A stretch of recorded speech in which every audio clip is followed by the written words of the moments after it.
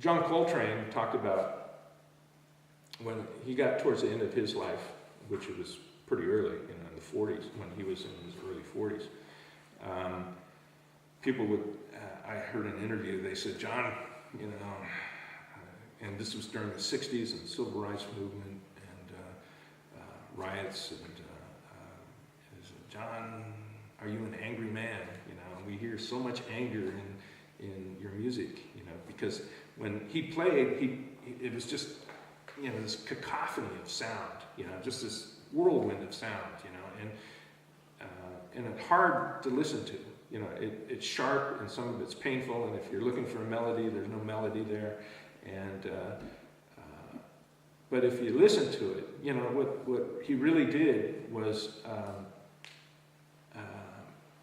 he entered into this thing where everything was out there. There was no time, did not exist in this big cloud nebula of sound that he made. Everything was different. He wasn't going da da da da. He was going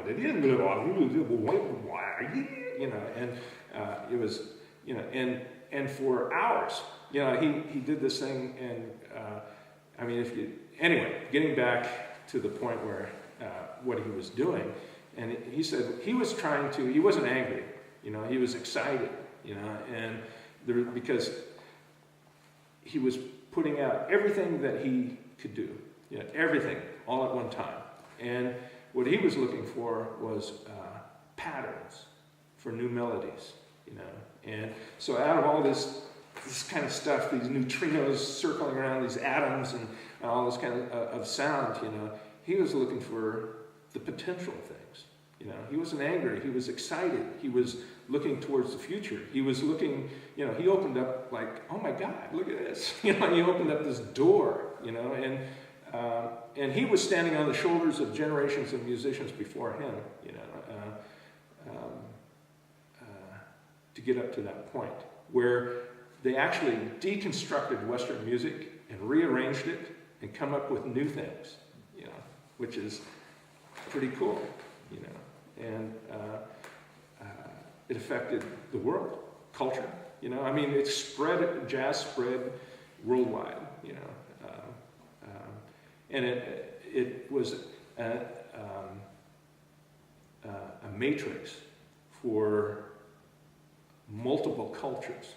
Jazz all of a sudden started incorporating all these polyrhythmic things from Africa and Nordic thought and European stuff, and it all kind of emptied into jazz, and it all kind of swirled together and created these new things.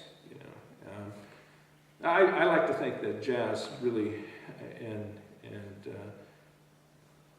is the core, the bottom line, the foundation for contemporary improvisational thought. That if you really want to be able to think in a very excited state, listen to music, and or look at paintings, something like that. But that was, and he died, and in a lot of ways people think he died unfulfilled, because he blasted everything apart, and he didn't have enough time to put it together again into some other form. But it was revolutionary, blasting it apart, blasting Western civilization and grids and melody and all these things that created these incredibly destructive demarcations, on the land and all that. Being able to blast that conceptually and see the world as one thing, humanity as one being, and was revolutionary, really big.